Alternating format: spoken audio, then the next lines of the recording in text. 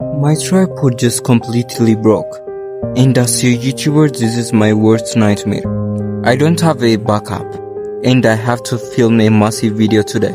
So for the next 2 hours I'm gonna to fix this myself, using only whatever I can find in this house. No professional tools, just pure desperation. Will I actually fix it and save my YouTube channel, or will my expensive camera smash to the ground?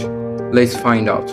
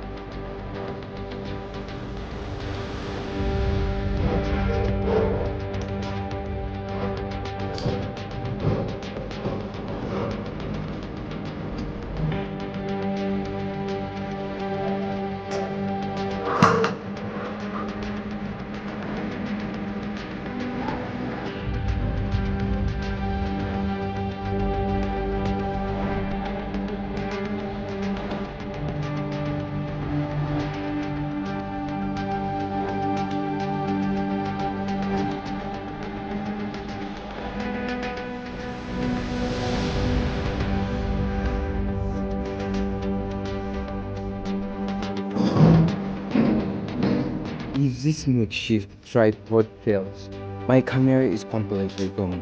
My YouTube journey stops right here. I'm about to let go of my hand. 3, 2,